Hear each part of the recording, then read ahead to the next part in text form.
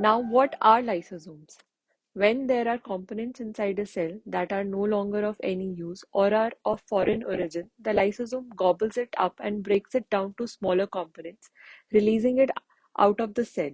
It also breaks down big molecules into smaller bits. But the lysosome's work is not limited to just this. It does a host of other things like participating in multi-cell signaling networks and helping relay information. As we mentioned before, it can sense physical forces too. We decided to approach this problem in a stepwise manner. First, I looked at a layer of cells with powerful microscopes and decided to find out where the lysosomes were located when the cells were happily sealing a wound. While looking at this layer, I observed two things. The lysosomes were found concentrated near the edge in the leader cells. However, they were scattered throughout the follower cells. Is this positioning of lysosomes of any consequence to the cell? How about you remove lysosomes from the edge? Would the cell still become a leader cell?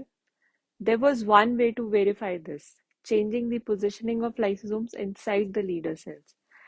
Now, the transport system inside a cell is quite similar to our public transport system. There are roads, vehicles, and cargo. The lysosome is one such cargo. It latches onto the cell's vehicles, which are called motor proteins, and travels around. I conducted an experiment in which the lysosomes were forcibly attached to one such motor protein, kinesin, that takes the cargo to the cell periphery. So this makes more and more lysosomes attached to kinesins and thus making sure that more lysosomes went to the periphery. What we observed was that there were more cells which started protruding out, that is becoming leader cells. The puzzle was slowly coming together, but one question remained. Why was the presence of lysosomes so important to the leader cell? After this, the next thing that I decided to look at was what was happening at the leading edge. There was this protrusion, a leading edge. What could the lysosome be possibly doing there? After a quick literature survey, I found out that there is a protein called RAC1 which helps cells to form such a protrusion. I decided to look at RAC1 in this region, but in a very special way. So, as epithelial cells migrate collectively, there are certain cells that emerge as leader cells. So let's focus on this particular leader cell. In this leader cell, what happens is that at the edge, there are actin crosslinks being formed, and the protein RAC1 is very critical for this actin crosslinks to form. And from my results, I have observed that lysosomes and RAC1 they coexist, or RAC1 is present on lysosomal membranes. And I hypothesize that probably the presence of lysosomes at the periphery was required to shuttle RAC1 to and fro from the edge of a leader cell. In this particular leader cell, what I want to know is where is RAC1 moving? Where is it going? Is it going near to lysosomes or not? So in that case, in the RAC1 that is being expressed in this cell is tagged to a fluorescent protein, which is green in color. And what happens is that the whole population of RAC1 in this particular cell is like green.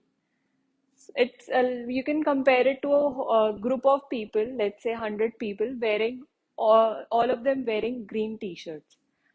So what happens is it becomes really difficult to track which one is going where, since we don't have any differentiation. All of them look similar, and they are all wearing this green T-shirt. So what with the help of this photo conversion thing, how it helps is that I can change the color of a certain population of rack in this cell to red, and then I can track where this rack1 is going. It is similar to making, let's say, 10 people wear red t-shirts in that group of 100 and tracking their motion in that particular room or area. So it's similar to that. I can shine UV light on a particular region in the cell where the RAC1 is converted from green to red, and then I follow the trajectory of its motion in the cell. Just to mention here that these cells do not inherently express these photoconvertible proteins. We need to prepare our samples in a certain way to make these cells express these constructs or these proteins inside them. So let's have a look how do we prepare our samples. Mammalian cells are maintained in a flask containing growth media at 37 degrees in an incubator. I'm going to demonstrate how we set up the experiment. First, we will take cells from this flask by a process called subculturing. Subculturing of cells allow us to keep the cells alive and grow them for a desired period of time. All the steps for subculturing cells are performed under aseptic conditions. To begin with, we will remove the existing media in the flask for subculturing cells, followed by washing with phosphate buffered saline solution. Now, the cells are attached to the flask surface. To detach the cells from this surface, we add a trypsin solution. Trypsin causes degradation of cell surface contacts, leading to cell detachment from the flask surface. Once detached, cells start floating in the media, which are then collected into a tube for further processing. The tube containing cells is subjected to centrifugation, and after the spin, the cells settle down in that tube. At this point, there is media which forms the top layer. Media from the top of the cells is removed. Fresh growth media is added to this tube, which is followed by thoroughly mixing cells to get a homogeneous cell suspension. To set up the experiment, we will take a glass-bottom dish and attach a silicon chamber with well known as the migration chamber to it. Next, we will add a few microliters of the homogeneously suspended cells to the migration chamber and let them grow overnight for our experiment. For the photoconversion experiment, we will be deliberately introducing a photoconvertible fluorescent tag bound to RAC1, which is our protein of interest. By introducing the fluorescent tagged RAC1, we can visualize where RAC1 localizes in the cells. We introduce this tagged protein into the cell by a process called transfection. In this process, one can transfer external DNA into cells, and this DNA will then use the host cell machinery to produce proteins of our interest. To transfect cells with fluorescent tagged TRAC1, we mixed external DNA with transfection media in one tube, and in another, we mixed the transfection reagent with the media. After incubating them separately for 10 minutes at room temperature, the contents of the two tubes were mixed and left for further incubation of 20 minutes. This transfection mix was then added to cells and kept overnight to get the expression of fluorescent tagged RAC1.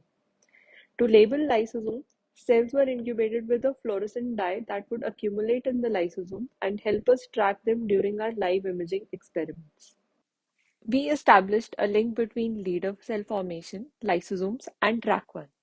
Further experiments also revealed that lysosomes were guided to cell periphery by cellular forces driven by actin. At the periphery, the lysosomes shuttle active and inactive forms of RAC1. Let's quickly look at the entire picture. The leading edge of the cell requires a pool of active RAC to form the protrusion.